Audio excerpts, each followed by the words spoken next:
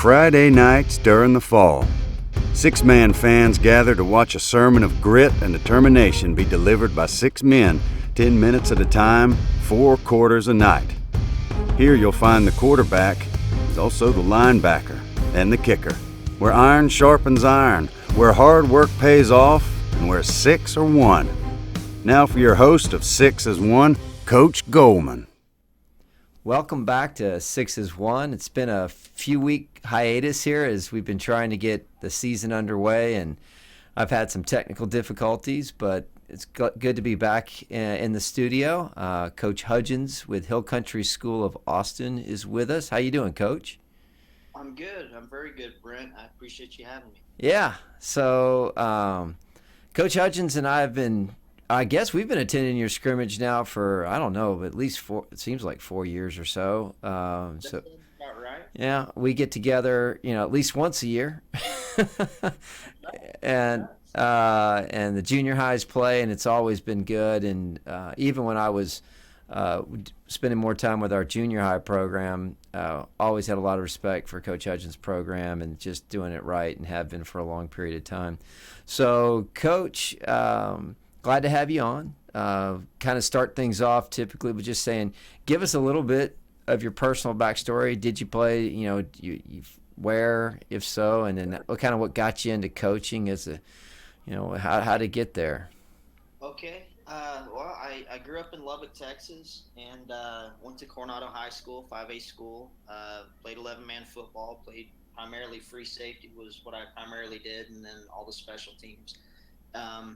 Then went on to Mary Hardin Baylor after high school, and got there. And at that time, UMHB was a Division II university, and they were pretty good in baseball and some of their other sports as well. But when you don't have football in Texas, it's kind of hard to grow a university. And so I think with that in mind, they started down that path. And to do that, they felt that to do that right away, to start in D2, they would get annihilated just because of the school's population. They really just weren't large enough to do that. So they dropped to Division III, and as you can imagine, a lot of the coaches left because they didn't want to, in a sense, go backwards in their mind. And so, ironically enough, several of those people came back later in the years, but for the time being, there was a little bit of an exodus. And so it was interesting when you move from Division II to Division III, then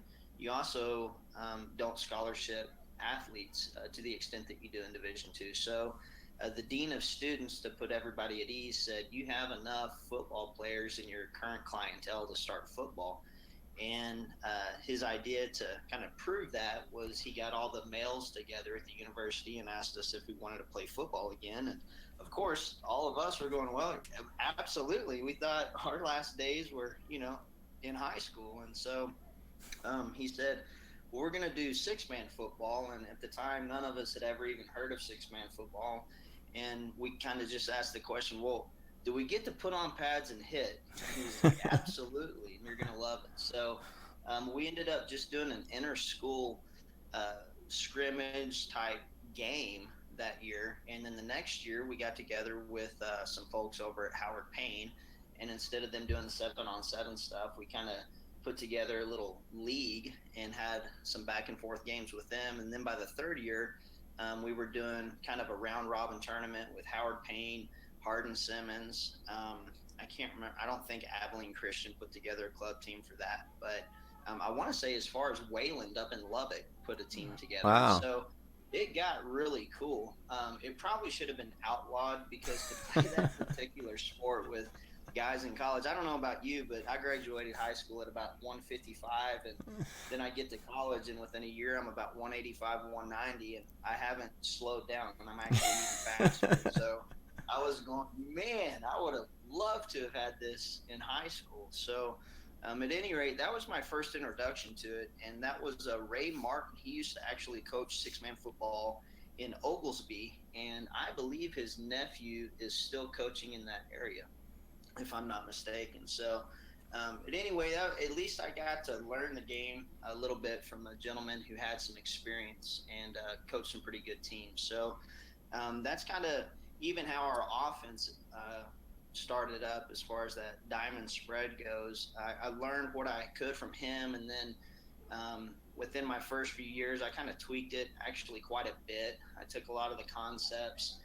that you get when you hear a lot of the coaches like Terry Crawford or Mitch Lee talk about the offset eye and getting vertical in a hurry and getting to the line fast. And so kind of took those concepts and integrated it with what we were doing, and tried to come up with a little bit of run pass option and a read and react offense, and it's served us pretty well over the years.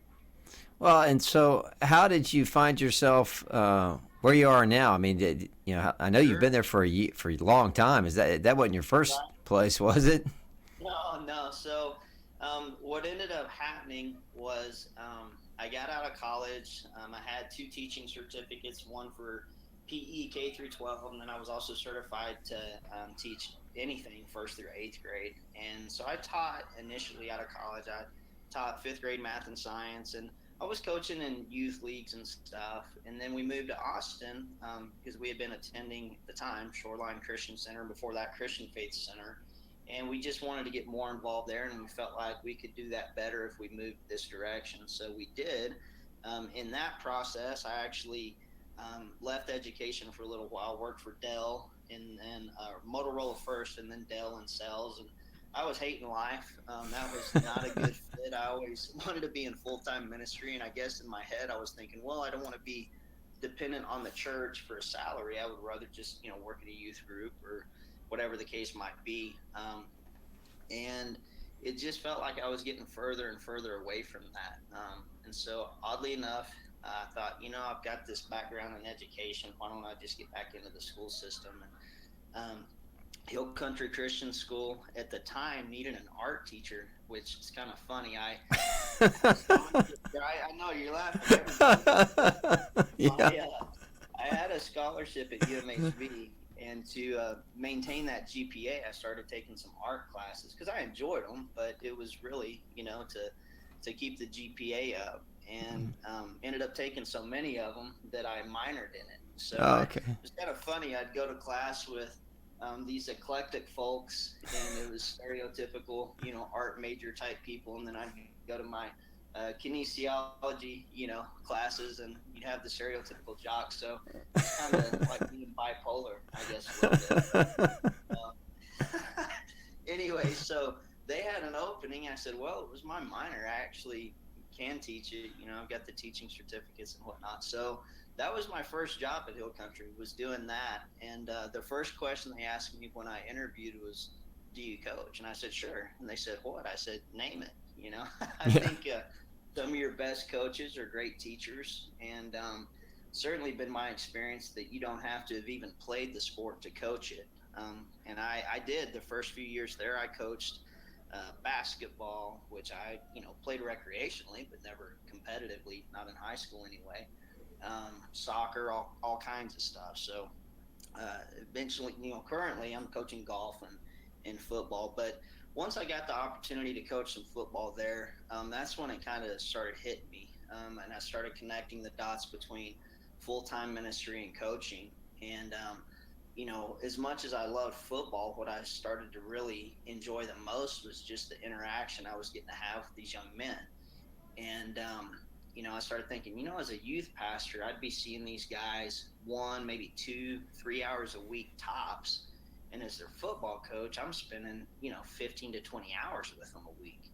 And what's more is we're not just, I have ample opportunity to talk to them about the Lord, but what's more is we're in an environment where, the rubber meets the road. It's actual real life application for all the spiritual truths and stuff we're pouring into them. So it just became abundantly clear to me that I was having more opportunities to minister to young men and encourage them to be the men God had called them to be and created them to be as their football coach than I ever would as a youth pastor. And so once that really sunk in, I never looked back. And that's what it is. As much as I enjoy football and love it, it's really about just using that as a tool to help a boy become a man.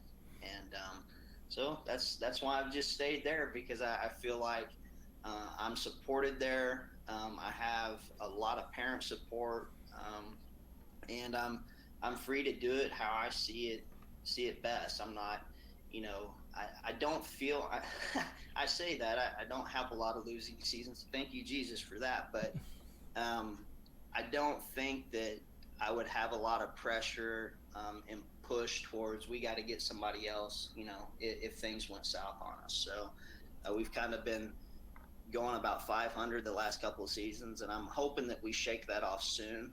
That's getting a little bit wearing a little thin on me, but at the same time, at the end of the day, you kind of keep your perspective right, and it's more about helping those boys become men than it is about winning the game or X's and O's and any of that. Yeah. Don't misunderstand me there. We want to be excellent, so we are playing the game to win. But end of the day, I guess to make that point, I thought our 2010 team was probably one of the strongest teams we had, and we lost in a quarterfinal game, 51-50, in a game to Abilene that I really thought we were going to 45 them, and we started out that way. We ended up losing a 30-point lead in the second half. Wow. And we had some kids get injured and whatnot, and the wheels kind of fell off. And at the time, I was really angry, but once I was able to fast forward another year or two, what I realized was, had those young men won that game, their heads were already pretty big and they would have exploded. I do think that they, certainly were capable of winning a state championship that year. And then winning that game probably would have been the worst thing that could have happened to them in regards to their character. And to see those young men now, who they are, who they become, and just some of the trials they walk through, even the next year, losing to Bulverde in another quarterfinal game, I think that did more to shape their character. Those losses did than a win ever would have. And so I just always kind of resolved that, God's in control. He's got this thing. We're going to do the best we can to win games. But at the end of the day, he knows what he's doing, and things shake out how they're supposed to, certainly for the betterment. That's a good word. You've seen my guys this year, and they're definitely one of the best teams. I'll probably say the best team I've ever been a part of putting on the field. But that's one of those things that you have to constantly mentor. Is you've been blessed with talent, but be humble and respectful, and always respect your opponents. And I'll have to share with them, Coach, the 5150, because they just don't recognize how blessed sometimes they are to just have kind of the guys they have around them at that given time. And we all are at different phases of our lives, and sometimes we forget how God's put us in a position where he's put the right tools and the right people around us, and we can sometimes be not appreciative enough of overlook it, right, and pound our chests a little too much and think but it's one of the things. So far, I was good. We got a humbling loss week one, kind of the same way. Lost 3 starters in the third quarter, and you go from winning to losing, right? And six-man, I mean, you think about that. I don't know about you, but we've not had larger programs. I don't know through the years if yours have been more. We've been in the high teens.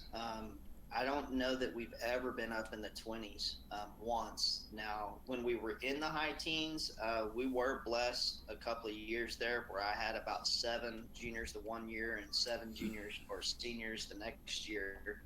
And in doing that, when you've got that many kids that old, even when you're in the high teens, you can still run a modified JV schedule. But outside of that, we generally are around 14, 15 kids. That's kind of average. That's what we've been up until, last year, and then this year just been crazy. But, that's a good question, because what is the magical number? This is my first year to have a JV. What's your magical number for a JV squad? I mean, what do you say, I got to have this or It's real. I don't think it's so much a number as it is, who do you have? Do you have 7 or 8 guys that are studs that can go both ways, that are seasoned? And what I mean by that is not just great athletes that are freshmen or sophomores, because bless their hearts, that freshman or sophomore mentality shows up from time to time on a Friday, in spite of what kind of athlete they are. I've got 2 weeks of film to prove that.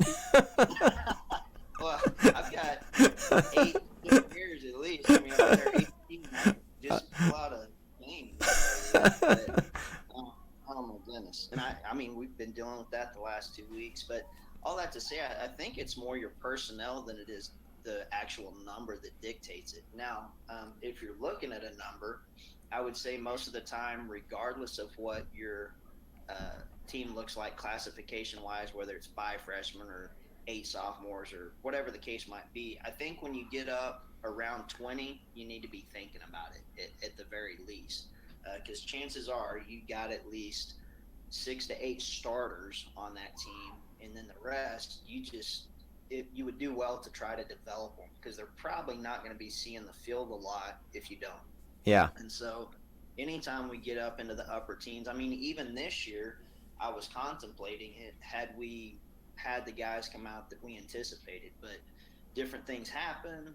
We were probably about 4 or 5 short, 5 actually, on what I anticipated, because we were thinking about JV. But when it all shook out, by the time we got into the beginning of August, we're down to 15, and I'm going, there is no way Yeah. I would have gone JV with that. And not so much because 15 is not the right number, but because I didn't have enough returning guys that were seasoned. I've got 5 seniors, I believe, on my roster, but only 2 of them have never even played, and 3 of them, have some experience. So again, I think it's more about looking at your personnel than it is about trying to pinpoint a particular number. Yeah, I've been struggling. Last year we had 18, and so I tried one JV game, and one young man got hurt for the season, and that we start. It's difficult, right? When you get into games, you get banged up a little bit, and you're looking for depth, and you don't have it because Exactly. And I can tell you this: even when we had those JV teams, and I had all those seniors, one, we were very fortunate in that we weren't taking on a lot of injuries. But 2, even with that, I never scheduled a JV game once district play started. So at the time, I think we probably had 6 teams in our district. So I scheduled probably 4 or 5 JV games. But then after that, everybody suited up on Friday night. And if those guys are getting in, they're getting, in when the game's underway. Or if I feel like sprinkling one in here and there, we would do that just to try to continue to develop them.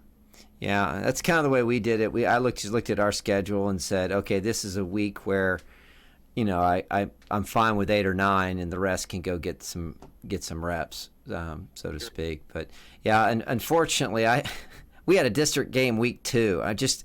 I know. At least now we have a new AD over there, and he's agreed that we don't want to play district games week 2. Right.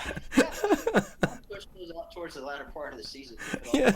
I felt really. At the end of that game, I said, when we circled up, I said to his young men, I said, because we do have an opportunity to meet each other in the playoffs, the way that it works within our league. But I said, gentlemen, it's week 2. You will not be the same team. I can't tell you if you're going to be better or worse, but you'll be a different team week 7, 8, 9, 10 than you are right now. Absolutely. And I tell you, one of the toughest things to do is beat the same team twice in one season. Yeah. I don't care how good you are. That is so difficult to do. Yeah. No, I mean, last season we had Wilco. It was over at half. It was we put a goose egg on them. That next one, halftime score, I think we were up by 12 at half. I mean, it was a game, right? I mean, and that's just difficult because you can't get out of your guys' heads that 45. It's just they end up in that mentality where, we just show up and it happens. Yeah. Before you know it, out of a hole. Yeah. I mean, and the good news for us, we at least had a more seasoned team, so it was. But they had to get up. It took them a half to wake up. I mean, that was for sure. But yeah, so I'm just putting in for that's one thing. UIL and TAPS, you're forced to have your district games at the end. Right. We're still in this. trying to build our league, and we have such distance between all the teams. It's kind of like fit it in where you can, but I'm like, why don't we try to fit it in at least week 5 on? You know? But I would think even creating your schedules and trying to get into 2-year agreements, just trying to get everybody to under the consensus of, we're going to push these games toward the latter part, and we'll do all the non-district at the front end. I'm sure it would clean up for you guys. Yeah, we're trying. The biggest problem that within our league is not knowing if you're going to be D1 or D2. We don't make that decision until September 15th. Okay, and do you do that annually? Annually. Yeah. So because what we do is since we don't have schools for we have charter schools, private schools, and homeschools, and the homeschoolers of course don't have any numbers, right? So you can't go off of. So what ends up happening is you just look at the number of players on the team, and that's fair. I mean, like I told Burkhart, we scrimmaged Burkhart's team this year, and I said, you're not playing with 40 players. You're not playing D2 in our league. Right. I mean, we're going to be playing Calvert next week, and I think I looked at their roster and it's like 15 players, right? I mean, that's your normal D2 team, but yet you got a team like Richland that's got 40 suiting up. I mean, I don't know. It's crazy. Yes, sir. Yeah, I just like I think I'd do pretty well too if I got to choose 40 and stay in D2. I mean, nothing against JB, but hey, man. I get it. It is interesting sometimes, but I tell you what, I've seen him take some kids that I didn't know if they'd make a pimple on a football player's hiney when they were freshmen or 8th graders, but by the time they're a junior, senior, he has coached those kids up. And I mean big time. So you really follow it. He's putting in some legitimate work to take those kids from A to B, and he gets after it. That's good. That's good coaching. Yeah. All the stuff that circulate with that, but end of the day, you watch some of his practices and the way he coaches, and certainly if you follow those guys, it's pretty amazing to see how much they evolve over time. Yeah, I mean they were we were just fortunate that they honored us by coming down because I just couldn't, pull it. It was kind of a last minute deal since he just went in. So it was a big thing for our program, right, to have them out at the pasture and the big old bus roll in, and our guys are like, we need a bus like I'm like yeah, right, guys. Did he bring his train whistle for you? No, no, I'm glad. You missed out. Man, holy cow, that thing is deafening. They usually pull it in games, and well, this is a scrimmage, so I'm sure. He was kind enough to leave that. Well, we were out at Garden City last 2 years, and we didn't play Garden City, but they played after us, and they have one of those things on a pole out there. And the first time it went off, I had a 2-year-old at the time. He's 3 now. He was asleep, and it woke him up. Mama was not happy. I told Coach Jones, I said, man, you got me in the dog, because I wanted to stick around and watch, see what, and she's like, as long as the baby's sleeping. First time they scored, the baby's no longer sleeping.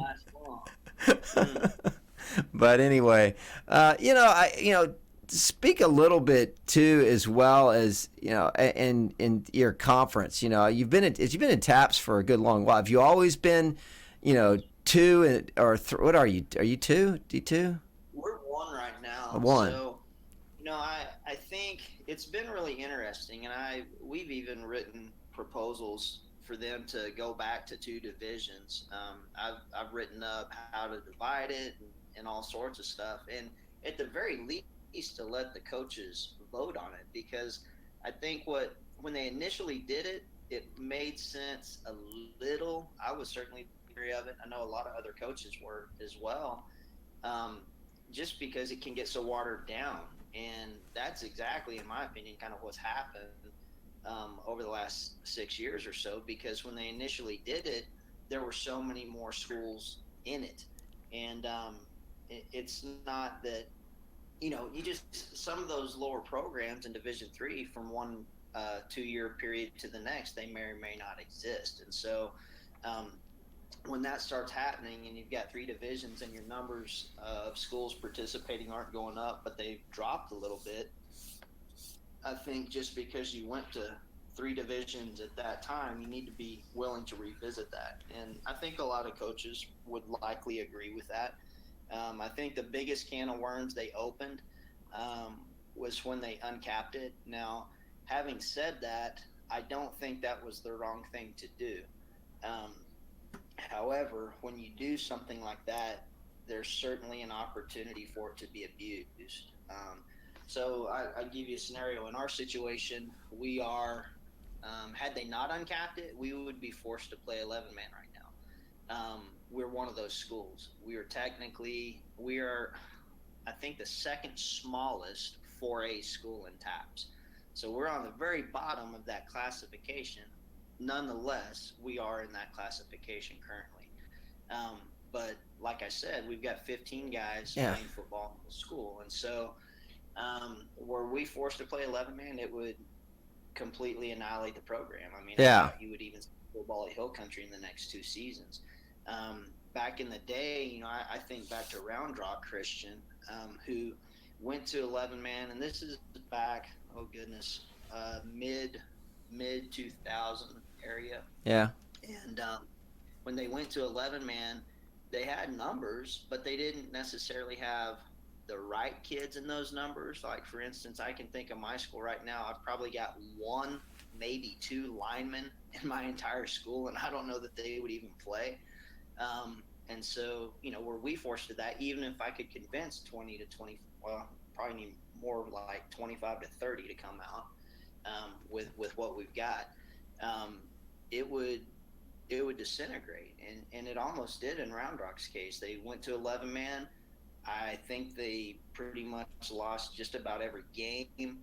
By the time they were able to go back to 6-man after a 2-year period, football had taken such a beating at their school, they were having a hard time just fielding a 6-man team with their numbers. And so starting that process too earlier before you really have the kids to do it can be detrimental for sure. And I'm not saying, you know, you have to wait till you're carrying 40, you know, players and you've got 15 linemen and, you know, you can platoon offense and defense. I'm just saying you have to kind of look at it realistically, because I think some people jump in a little too soon. I think if you were to talk to the coach over at Midland Trinity, he would certainly echo that, because I know that they just came back to 6-man after a little stint in 11-man, and he would probably be a great person to speak with on that topic, because he just recently experienced it.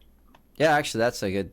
I'll have to reach out. That isn't, because that jump back and forth, I would think would be painful. It's just interesting because when we schedule, I've just never known, you know, this D3, you know, you're the only league with a D3, right? So it's always kind of like, so, you know, in my mind, there's like this split right in the middle of D2 somewhere, right? And certain teams are sort of below that and certain ones are above, but I couldn't tell you where it is.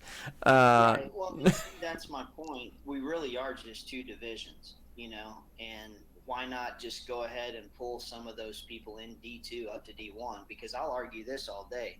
Your best teams in all 3 of those divisions are the best teams. It doesn't matter if you're playing somebody out of D3 or D2 or D1. If they're in the upper echelon of their division, they're good, period. Yeah. And so you're going to have great competition. I mean, Freddie's a D3. We played them this past week, and they whipped the tar out of us, you know. So, when you're good, you're good. Yeah. Period. Yeah, and that's one of the things, too, with 6-man. I mean, you know, you get a couple of, you know, good athletes and just some guys that can play roles around them, and you can certainly, you know, if you keep everybody healthy, it can become a magical season. That's for sure. Absolutely. So before we get into the film portion, which will be coming up here in a second, I do have, you and I had a very, I thought, insightful conversation about the new rules, specifically, and because you run this diamond spread, like you said, this blocking on the edge and then the cutting, right? So I'm gonna segue into this by telling you that there are a couple of programs within our league that would be very upset with Tribe because of the way we cut. Now, it was legal and cutting was part of the game. And, so we utilized it. I wasn't going to have a speedy 115-pound kid take on your, big defensive end up top, man. That kid's going to take him out, right? Teach him how to keep him off his legs, right? Or, pound him into the dirt. But what is your, I've talked to now several crews, gotten 4 different opinions now. What is your take, and where do you think this is all going with the cutting? I would take it a step further and say it's not even with the cutting.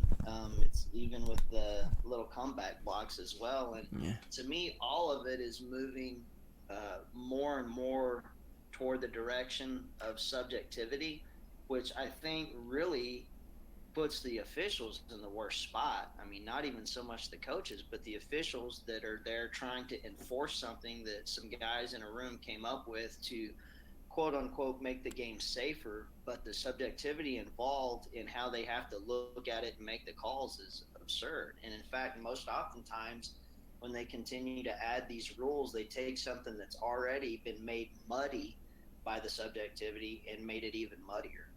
And so I guess what I've been doing for the last probably decade is meeting with the officials pre-game and really getting into detail on what that particular crew is looking for and what they're going to enforce, because it changes from week to week. But at the very least, it gives me an opportunity to explain to them, look, I understand your perspective, and then I kind of get into all the different perspectives I've heard, and then I'm able to say, this is how I'm coaching my kids, this is what I'm coaching them to do.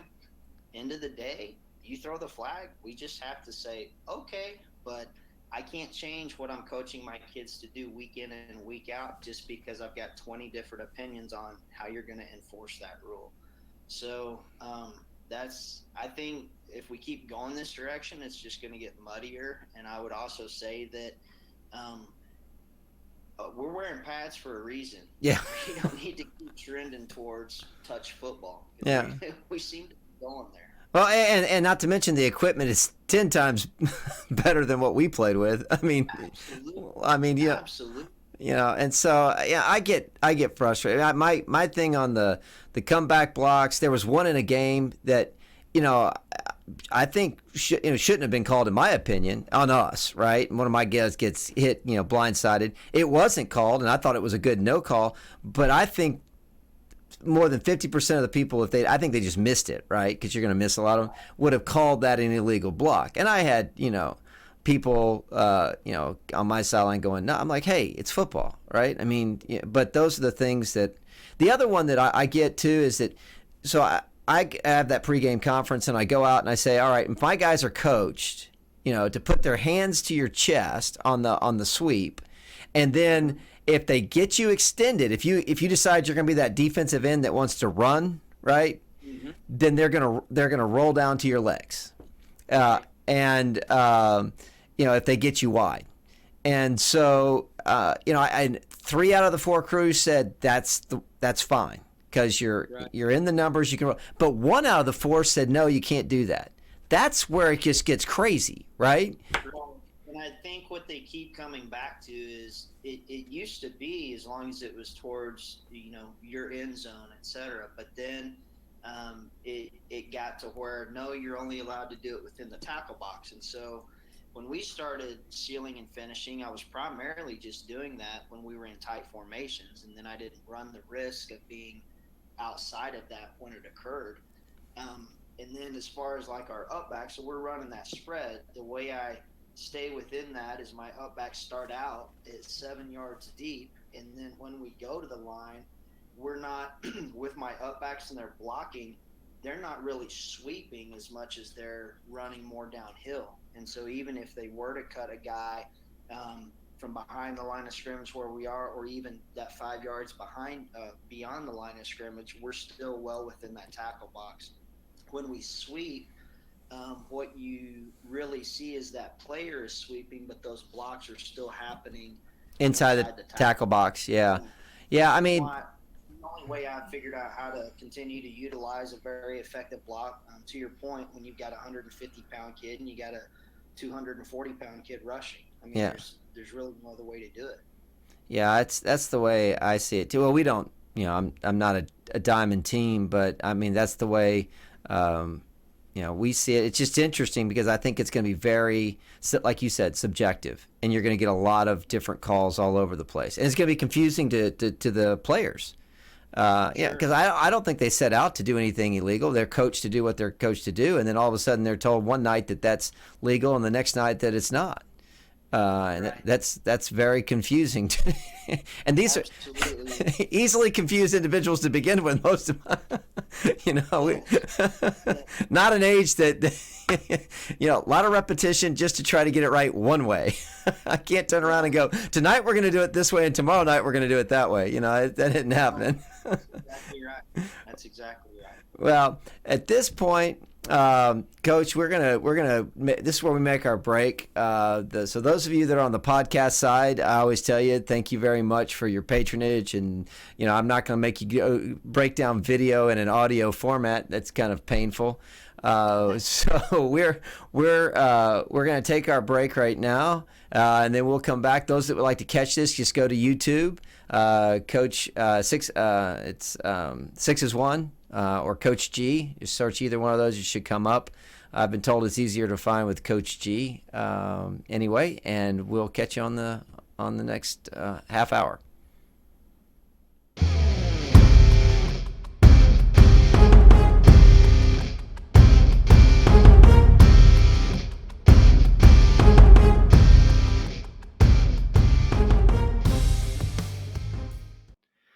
Welcome back to the second half of our conversation with Coach Hudgens.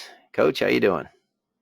I'm doing great. All right. So what we got here, just so everybody knows, you're in the dark jerseys. You're not in the white. So all the good things. And Coach and I are going to step through a handful of plays just out of a game that, and we're going to go over some of the coaching points of the 3-2-1. It looks like what we're running here, right, Coach?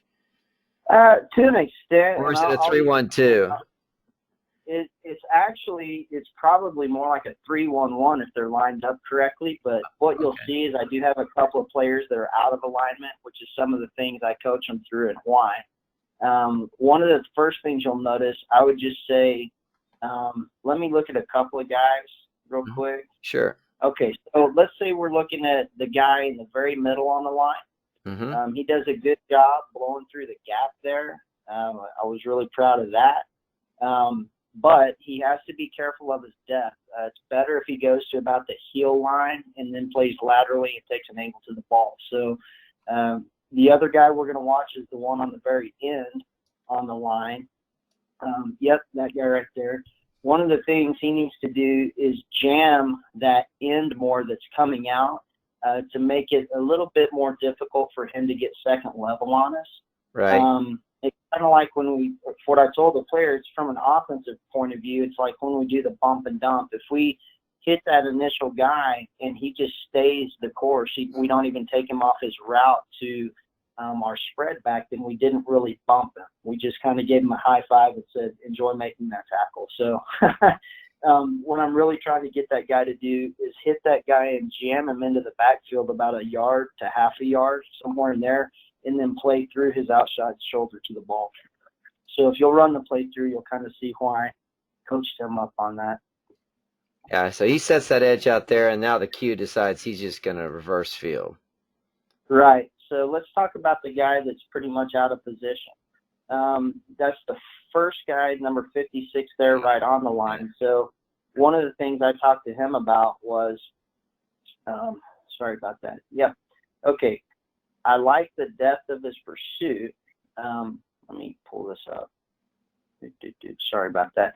All right.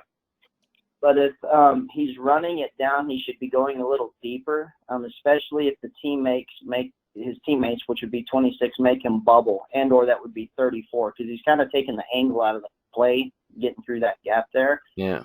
He split the difference with his depth and then pursue. It makes it easier to recover if the guy cuts back on you. So Bottom line, he's just too deep, and he's over pursuing on that angle. The one thing I did tell him was his recovery angle was actually better than his original pursuit angle. Right. So if you run it, kind of see him recover, and it's like that's a better angle to the ball than what you even initially started with. Right. Yeah, that's what I would say too. Is he got too across the face of the cue too soon? Not enough depth. So, the final player that I coached on that a little bit was number 22. So you'll see him here, he's kind of in the middle there. Yes, sir. And so once he recognizes the play, sees where it's going, his angle to come up and fill is very good, actually, and very aggressive. He gets downhill in a hurry. Yeah. Yep. There he goes. Yep. He reads it perfect. Well, and there was no block. That's if you're on the other side, you're like, really? 3 of you release off the line and nobody hits anybody? Yeah, that's something. It was pretty fortunate for us on that particular play. Right? That we didn't even have to set a block. I just like if you're gonna go to the wrong, I always tell my guys, if you're gonna block the wrong guy, at least blocking, Right. don't make a bad problem worse by going to the wrong person and then not even hitting him. Exactly. So what do we have here, Coach? So we got a J-back dive. Play. Yeah, this J-back dive. Yeah, I can tell already. Okay. So, one of the things that we're off on, so you'll see number 56 there on the line of scrimmage. The last 2 plays, he's actually way too far inside. I would like him scooted out almost 2 yards, and then that would allow number 22 to slide up just shaded on the outside, kind of in that gap. Exactly. So 56, I would actually move him out to his right 2 yards. Yeah, you move him out here somewhere. Move him there. Correct. And then that 22, he gets to slide over where he's shaded outside of the center more, which is just going to help their vision. The other thing is 22 could be playing closer to the line in that, which would certainly help this play. Wouldn't take him as long to recognize it. It'd be right in his mouth. And then 10, whose back just got turned to us there, he should be deeper. So what we've got right now is a lot of guys that are one out of alignment, and they're not in lanes where they can shuffle back and forth easily because they're just squeezed in there together. So this one should be here, and this one should be up, and this guy should be out. Basically. That one should be out. And alignment alone would give them more success on this play. Now, you got even the last. Yeah, this guy here, is he always going through the gap, or do you sometimes face him head up on the center? I will play him head up. I'll play him head up on the guard. I'll play him shaded. But bottom line is he's going to penetrate that gap. I've just found that when you stick somebody through there, regardless of who it is, you can even twist with those guys and have him go outside and or drop back to that rover's position and let the rover stunt the gap. But bottom line, you take away so much of that offset I and J when you plant somebody directly right there, because it forces those lead box. Most people, when they run strong side, are running some sort of trap, whether they're doing it with the quarterback or the fullback, they're coming through there. And so when you mess up that blocking angle, you mess up the angle of the tailback as well. He can't go where he really wants to go. So we're going to put somebody through that gap on just about every play. Now, the depth is important. It doesn't mean get through the gap and get 5 yards into the backfield. It's literally get through to about the heel line and then play from there. Yeah, and not overrun it. Yeah, I always my standard line to the guys is that I can't tell you, but most of the time the other team tends to give the ball to this really quick, exceptional athlete. I don't know why they don't put a lineman back there and hand it to him, but for whatever reason, I've been doing this long enough, and they just always seem to hand it to the fastest guy on the team. It's for the life of me. And you running past him, it's not helpful. Exactly. Just wow. But one year we put our center at two back because he was a senior, and everybody they're like, "Well, now, coach, what do you think? What about your?" They're getting on me. I was like, "Okay, that's the one time you don't have to worry about running past our guy that runs a 6 foot, pardon me, a 6 flat 20, not even a 40. Right. That kid couldn't move." But so on this one, again, it's more of an alignment issue than anything. If you take 56, again, he should be sliding out another yard or so. Out here, yeah. Yeah. This other guy that's back there, second level, he should be over in between 56. Go up one guy. Yep, right there where your arrow is where I want that guy. You want him here? This guy over here? Well, that guy right there would actually be between the two guys on the line that are furthest right. So shaded just outside of the center. Right here. Yep. And then that other guy can step up probably a good yard or two, and then he would be over almost stacked behind that guy on the end. Yeah. Well, and that takes away the J-back dive because you're not the J-back dive is wide open. I mean, absolutely. So again, alignment, we're working with different personnel. I think we just rotated somebody in there because I had somebody go out the last play or something silly, and just getting lined up right sometimes early in the season can help or hurt you a lot. Yeah, without a doubt. Let's see what we have. So now they go into a spread set. Right. So now you're I mean, this is a question I have. I mean, this is what, 10 yards back here. The thought process is this guy can close fast enough if they throw the quick bubble. We've done enough work to know that this one-on-one, we like it. We're gonna win that one-on-one. Okay. I mean, do you change that a bit if you've got a good athlete out here, and in which case do you press it more?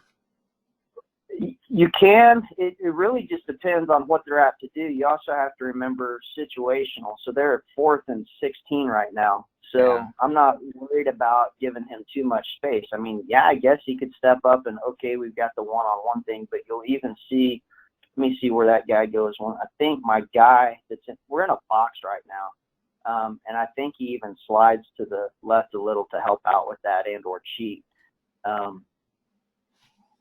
Now, a lot of times, I change it up. So I'll put 4 guys on the line. I'll put 3 on the line. I'll put 2 on the line. I may be out of any of those, just like I may, and probably you do. I may send 2. I may send 3. I may send 4. We may be in a box alignment and be running more of a 2-1-1. You know what I mean? Right. With different responsibilities, I may be in a cover 2 right now, or I might be in a cover 1. So it's again situationally. And what I had seen them do, we just thought this was the best alignment to show and what to drop in on. And I guess it paid off in this regard. I mean, I'm a guy that never brings. I mean, I'm not saying never. Rarely do I bring 1 on the queue. I mean, I'm almost always going to 2. I mean, you mentioned 2, 3, really or 4. difficult. Right.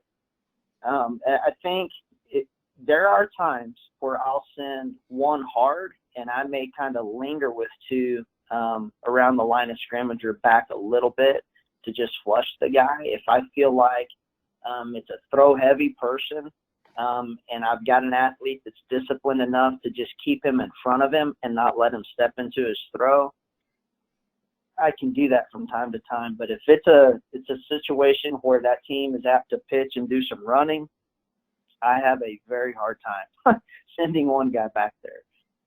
It just doesn't make much sense. I think it's too much to ask of any one player. There are times where just to keep fresh legs, we'll intentionally send the guy just right at him to try to flush him to the side he doesn't want to run to, and then delay another guy or 2, on that run. Yeah, but that's still technically you're bringing 2. You're just trying to. You are. Yeah. I mean, I guess I'm always perplexed, let's just say, by people who drop 5 into coverage. Right. I just. That's a rare thing. I think I'd rather stick. I mean, more oftentimes than not, I'm gonna stick 2 guys back there just to force them to make a quick throw. Yeah. You know. Yeah. Get those routes for something. Makes it easier on your guys that aren't in coverage, I think. I guess I haven't had a team yet that has 5 guys that can cover. So I mean, when I get that maybe I'll change my tune. I don't, you know, I'm just. When you've got that, you're pretty dangerous. Yeah, yeah. I was about to say, if I had that, I think I might even send all 5. Actually. Absolutely.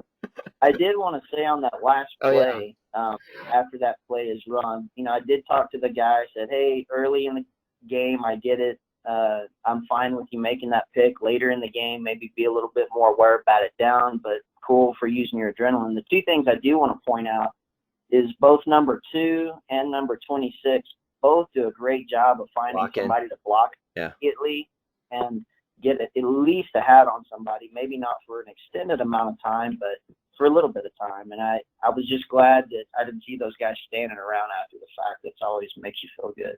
Yeah, no, that's usually a team too, older, right? So, you know, it's the young guys that don't, and our experiences are the ones that are watching. I always tell them that's why we have film, right? You know, if you want to be a spectator, I get you a free ticket in the stands. Don't worry, I got you covered.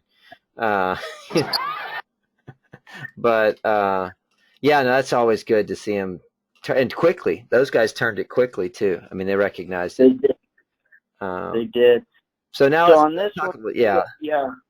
So our 2 upbacks do a good job here. Normally, what we would be doing is those guys would be blocking the 2 guys that are left of the center. But we kind of changed the blocking scheme earlier in the game. We felt like he was playing off enough. We wanted to incorporate our center doing a little blocking. And so you'll see them do that. We probably won't get to the point later in the game, but we did start releasing that center a little bit deeper to do some things. So I thought they did a good job going ahead and picking up their blocks. We get 3 pretty good blocks there, and we're able to get some decent yards. And again, you know, we're constantly those open field blocks. One of the things I would say about number 12, if you want to rewind that a little bit, what I tell my guys a lot is, if you go up and hit that guy and you stop your feet like he does and you push, now what do you have to do? You got to go block them all over again. Yeah. So we really try to coach those guys to get up into them and then take those quick, short, choppy steps and stay into them, so they're not having to block the guy 3 times on one play. And that's just learning. Yeah. No, but, you know, at least he doesn't get knocked on his butt. So that's, you know, oftentimes center. You know, I always, there's always watching film and people will be like, well, you know, he didn't get, I was like, yeah, but he had to snap the ball and then hit the guy. What's your excuse? Yeah. You know, look at the guy. Right. You know, he has the excuse of having to snap a ball and then hit him. Right. But, so let's get over here and what do we have here? Numbers. You know, we're on play 7, Coach. Okay, so what we're running here, if you look at the back on the right, he's going to run our option. One of the things I was talking to him about was, I don't think you're carrying the ball with both hands up by your chest. I think you're predetermining what you're going to do before the play happens instead of reading and reacting.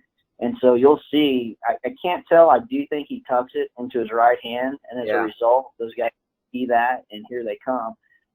Had he had it in both hands at his chest, he easily could be making that pitch right. You know, by the time that left hits the ground, probably one more step, he's pitching. Yeah. And that's out the gate. Yeah. So, it's gone. At that point, he's gone. Yeah.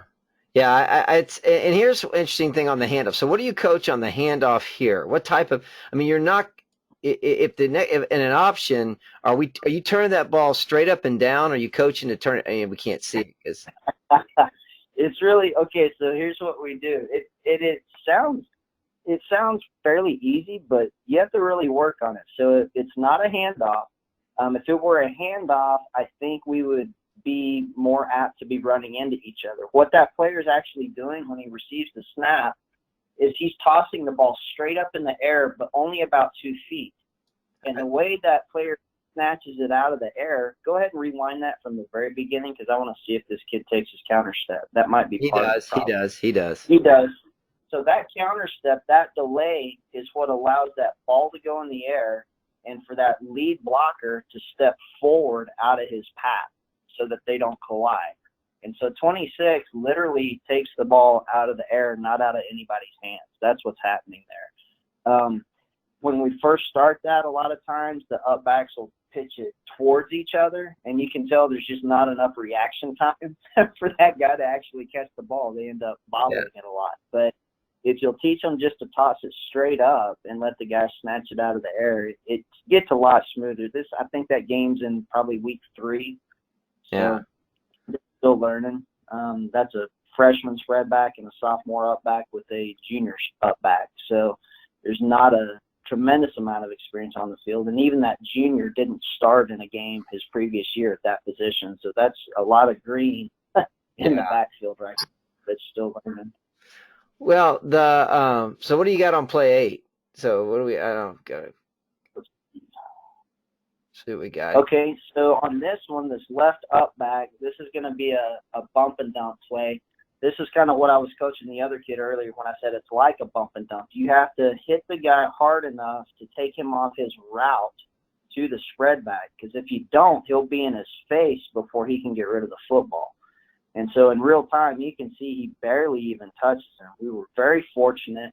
I think primary reason is because my spread back, instead of just sprinting up to the line, one of the things I coach him on the bump and dump is to just chop your steps, and that'll help you maintain some spacing. You kind of saw that quick buzz there, 2 or 3 steps before you go above it. That keeps him from running right up into the defense. But clearly, we didn't even get the guy tapped. And so more times than I got a question. Coach, defensively, would you not hit him? I mean, would you not be coaching your defensive end to hit him? That up back?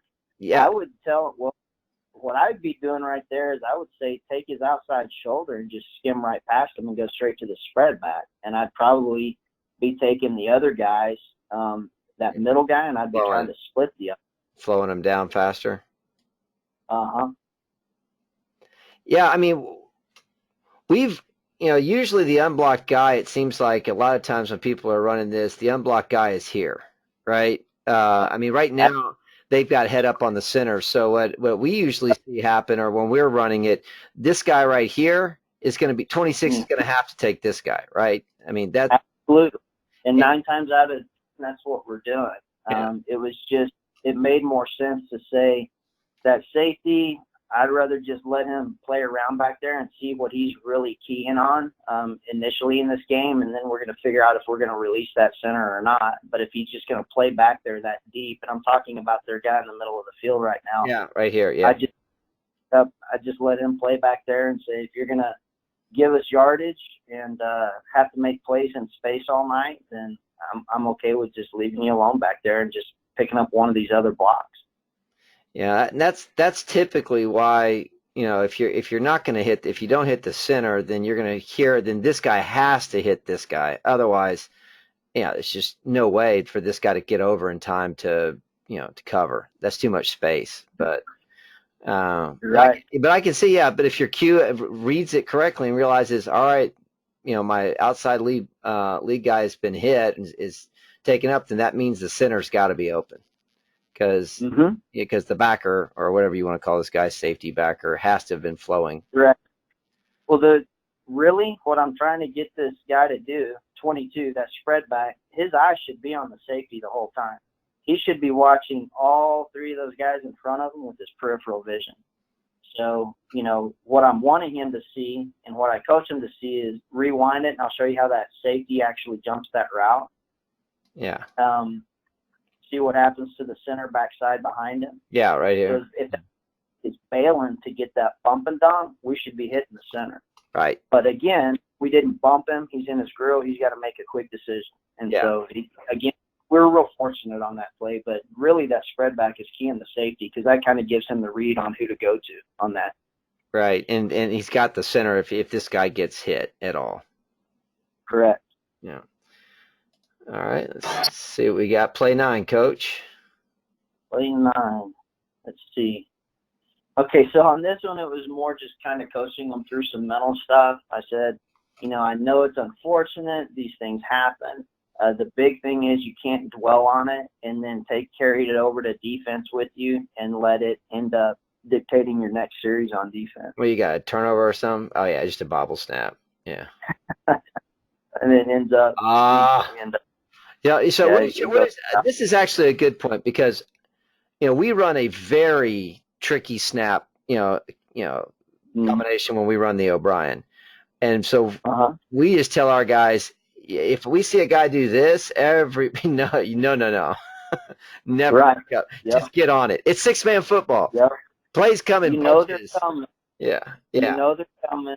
You got a guy bearing down on you. Don't even try to scoop and score. Try to get on the ball and live to play another down. Yeah. For sure. And 4th down, I get it. But, outside of 4th down, there's always another down. Well, when you down marker, we're 1st and goal inside the 5. So you tell me. Yeah, that's the one but we've constantly coached just get on the ball. We don't try to coach picking it up at all. So it's in with a couple more defensive play. Yeah. So let me we're on so number 22.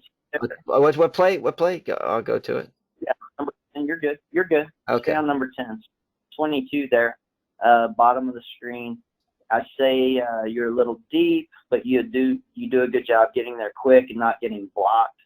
Let's see who else I coach up on this. The 2 outside guys on the line do a good job getting pressure to the football. We've got okay, so that guy right next to number 22. This is the deal with him. I know he doesn't want to get beat deep. However, he's giving up way too much ground. He also needs to be reacting quicker to what he sees. What you'll notice he's way back here. All these extra steps, too, before he even comes up to the football, and he doesn't go anywhere. He should be sticking his foot in the ground, and coming up immediately to field, but he just kind of does a little dance there in the middle of the field, being indecisive. It takes him a real long time to react to what he's seeing there. And you'll notice he just kind of stays close to that depth for a way too. Hey, Coach, he's got Casper covered. You just don't know it. Yeah. But he's got Casper covered up. Dude's not catching the ball. That's what I always tell him. Like, I get it. I know. Casper's covered. Got it, man. Dating myself. Half of them don't even know who Casper is. I don't know. So, and a little did I want to tell them that, my introduction to Casper was in actually a book, right? Not on TV or anything. But yeah, I mean, that's, and I guess that was my question earlier is how far back in order to react. I mean, this throw is way high. I mean, sure. The throw in and of itself doesn't give the guy time to work with the ball. I mean, that. Right. And part of it, not taking anything away, that's good pressure, right? Get up the field, get fast, Absolutely. Get to the cue. And that's what I meant by kind of forcing a quick throw. We're not letting anything develop, which is why alignment on 2 and 22, they can line up a lot tighter with the ball. They're not going to get beat deep, All they got to do is flip their hips and run. Yeah. Well, and right here, this guy makes a horrible open field block, right? I mean, so, the one thing. He does. Yeah, what we spend, and we actually spend quite a bit of time on this, is we're telling everybody on a quick screen, we would tell you to go forward 3 yards and basically buzz your feet, and then watch 22 and see which way he goes, and then whichever way he wants to go, take him there, right? Because it's then the job of the guy catching the ball to read that. Yes. Right. So exactly. So instead of running past him like that, and now it's no good whatsoever. At least if you've stopped your feet somewhere back here, you're going to make contact with him, and then just you should. Yeah, you should, and then just ride him whichever way. Obviously keep your feet moving. That's the big. But we do a lot of work on it because that's the same kind of quick feet you would use if you're rushing a good spread back, right? Keep him so his eyes have to be down. Don't let him lift his eyes so he can see the field. He can see the field if you're running past him. it's amazing how easy it is for him to see the field when you're behind him. Right.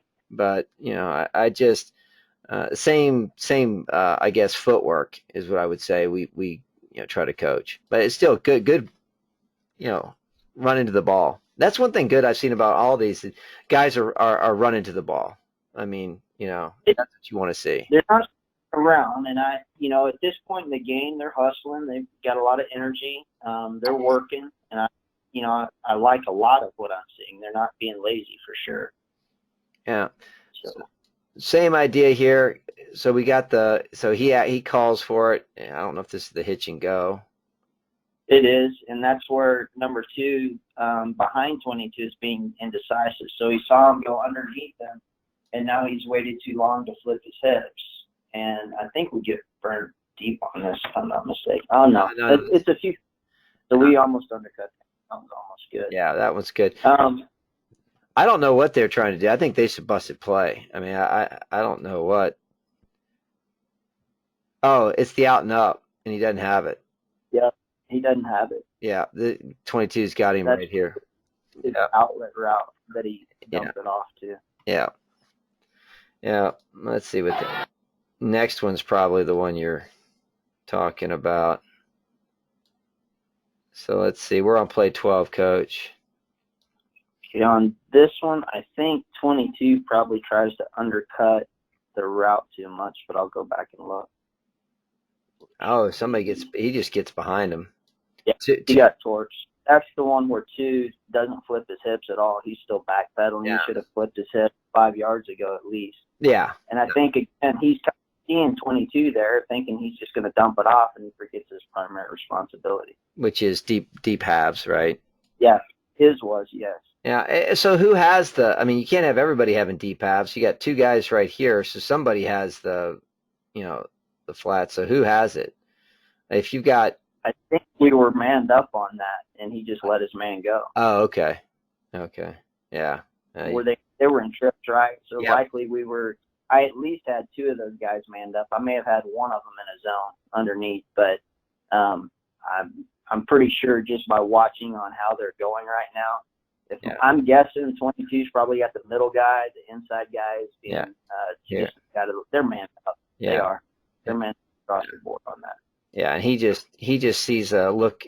He thinks the cue's going to throw short, comes off his route, and lets the guy blow by him. So, yeah.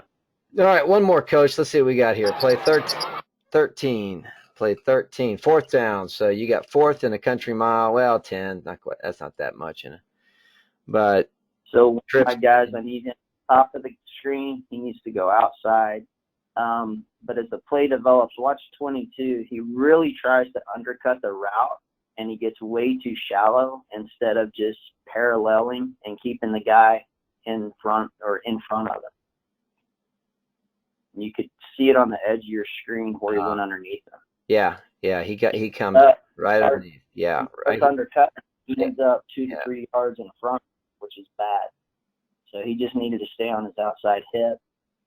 Yeah, and that's really one that you got lucky on because that guy hits him in the hand. He did. Exactly. Yeah. Yes, we were very fortunate So on that. I'm going to end with that. But so where do you coach when you're coaching pass coverage? Is it ride the hip? Play the man more than the ball, or what do you? There's different techniques and different people use different things. It depends on, 1, what is that team's tendencies? 2, did I just man up on that guy? 3, what is my athlete's ability versus the other athlete's ability? So I think in theory, if you feel like you really match up well with somebody, I love my guys getting physical with them. I love them taking away the inside route. I love them jamming them, getting them outside, turning and going with them. And just eyes on the receiver more or less. If it's a tendency to get, if we force them outside, and they're just going to be chunking deep balls. Outside of that, if we're in a cover 2, it's okay. Nobody gets behind you, so it's drop, step, back, pedal, 3, play, pass first, and then you're keying more on the quarterback, and you're watching the receiver with your peripheral vision and keeping him in front of you. I kind of treat it like a center fielder in baseball. It's so much easier to get back so that you're running up to the ball to catch it as opposed to trying to run it down.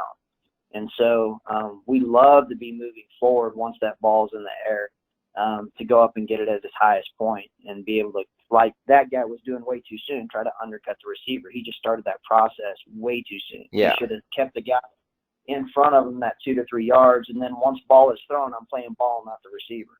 Right. So there's that in a nutshell. I don't know if that answered it directly, but I think there's so many variables in that scenario. There's Right. a lot to consider. Well, I mean, yeah, I guess, yeah, my thing is this, is obviously if you're an athlete, you can go make athletic plays. My thing is typically, well, an athlete can do the basic things first, right? So he can ride the hip. So we always focus on, look, when you first come in, you got to show me that you can plant your foot, change your direction, stay in his hip pocket, and know how to rip the ball, and so, make that pass. If that pass is perfectly outside across his body, then we're gonna drag that, pull that arm, and we're gonna secure the tackle, and we'll just live. If the guy makes a great play, but he goes down right there. Exactly. Yeah, we're kind of more of the, if you can make 5 of those in a row down a field, wow, okay. We're probably going to lose. Yeah. I mean, we got a lot of other problems. If we're facing a Q that can do that and guys that can catch like that, then yeah, it's gonna be a long night, right? It's like watching that guy sprint with that 4.4 speed around the corner, and you go, yeah, I don't have that guy. I don't have to stop on that. Exactly.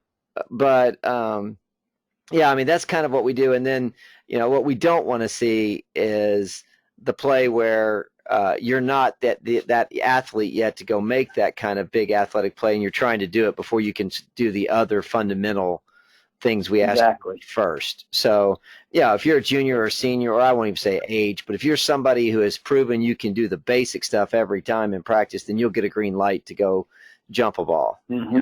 But otherwise, you better not. Right. We played a team the other night, and the score's not going to be indicative of it. I think we only had 100 more yards than they did offensively. They were able to move the ball, at times, but you just let the field compact, and now it's harder. Some of the things they were trying to do, they just couldn't do in the throwing game, and and ultimately, if you can't run the football, it's gonna show. That's my thought. You have to be able to run the football. Absolutely.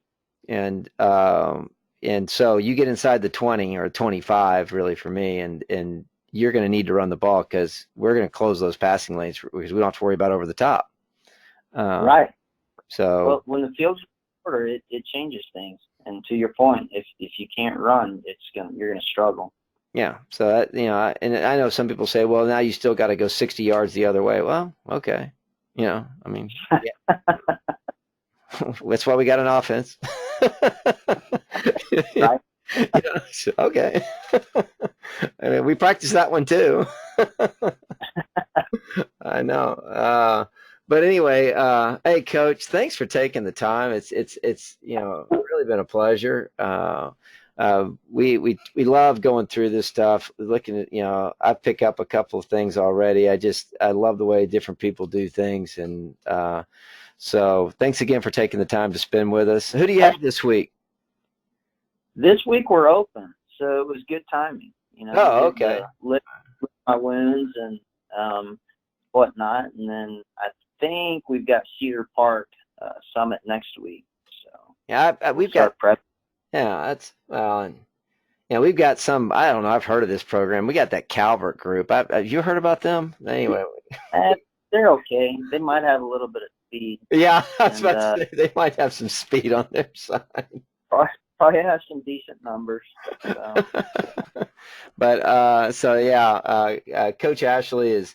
I mean, I had him on the program. He seems like I'm looking forward to meeting him. He's a great guy, and a good young. I'm really been a lot of the young coaches, and not just from their X's and O's, but from their desire to be mentoring young men into being, better, husbands, fathers, and citizens in general, and putting that first. And so I always like it when I hear younger men speak, those truths more fervently than they do the X's and O's. And absolutely, so that for me is always, and even if they are in a non-private setting, right? Right. And Absolutely. Even more so. So, the world needs. We need a lot of men being men. Yeah. That's what would change, I agree. Well, with that, Coach, we will say good evening. Thanks to all of you. I've been told to ask you to like, share, do all these things that you do. Let other people know about our little podcast. We're, again, dedicated to just coaches trying to get better at our craft and what we do. We thank you for all the support. We thank you for all the feedback, all the notes. Thank you to Coach Hudgens again for coming on and being willing to share. We will wish you all a blessed evening, and well, in this case, usually a morning, but since we're doing this one at night, a blessed evening, and we'll be back next week.